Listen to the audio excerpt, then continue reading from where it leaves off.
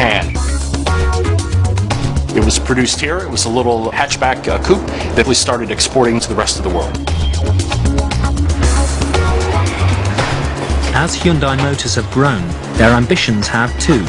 Now the company is going head-to-head with some of Europe's most prestigious brands, like BMW and Mercedes. The ambition early on was to produce vehicles. If you build them, they'll sell.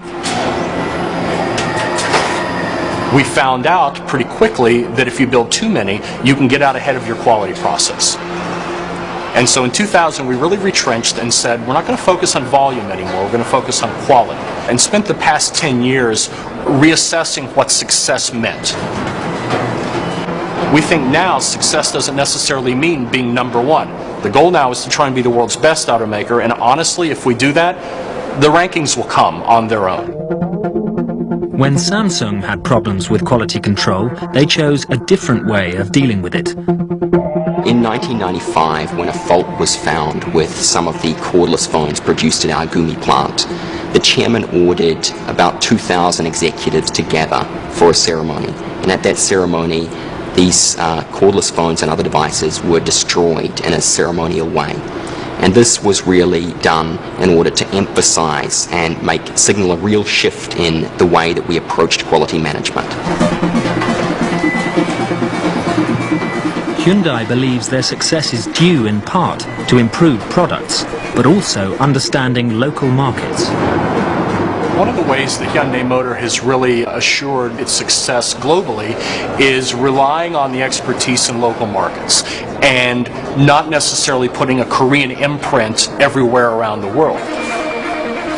It's an intensely pragmatic culture and pragmatic business environment.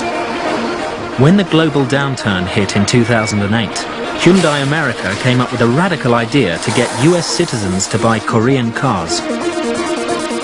We created something we called the Hyundai Assurance Plan, and we basically said, if you buy a new Hyundai and you lose your job, you can give the car back. And the truth of it was, we didn't get many cars back, but it created a great deal of goodwill. The following year, Hyundai took on rival Toyota, cheekily offering a $1,000 trade-in in the US during the Japanese car giant's woes. And it worked. Hyundai increased its market share.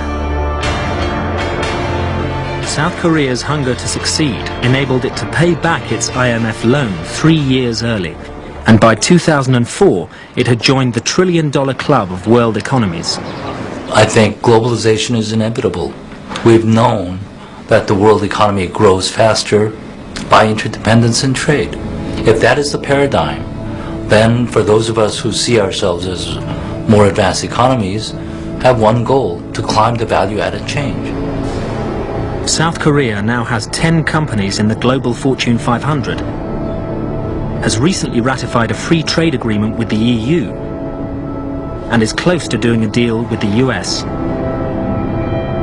Samsung's home market of Korea is relatively small, which means that our growth is really outside of the country. So today, more than 90% of Samsung's revenue is generated in exports outside of Korea.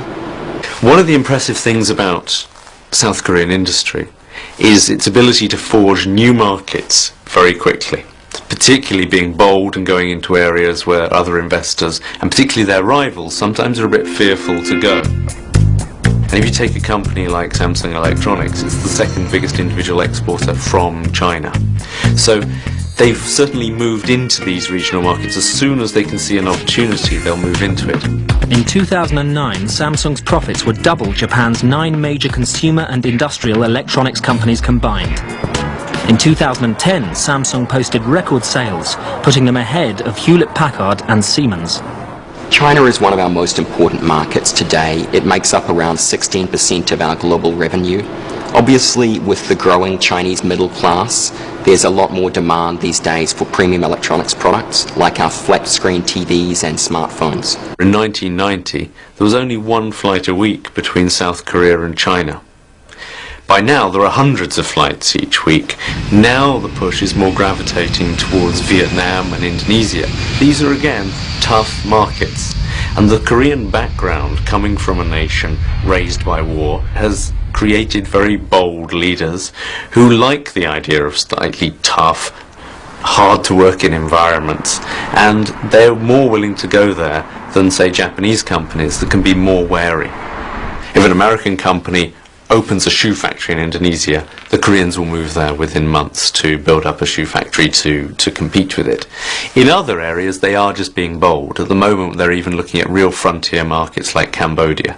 So they're looking to build the first really big international airport in Cambodia, real estate, leisure there. They're outstripping the Chinese at the moment in the amount that they're investing into Cambodia. They're the biggest expatriate community in Indonesia, so they're really on the march in these kind of frontier markets. By 2009, South Korea was the world's 9th largest exporter. In display panels, memory chips and shipbuilding, they ranked number 1. In mobile phones, 2nd. Cars, 5th. Petrochemicals, steel and textiles were all in the top 10. But there are new global markets in South Korea's sights, the so-called soft power service industries. These are not factory but city-based, and they need highly educated individuals to create new wealth. Can South Korea Inc. become a world beater here as well?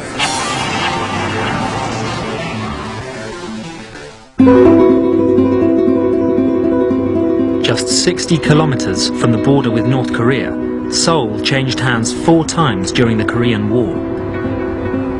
Like South Korea's economy, it has been rebuilt and expanded and is now one of Asia's international business hubs.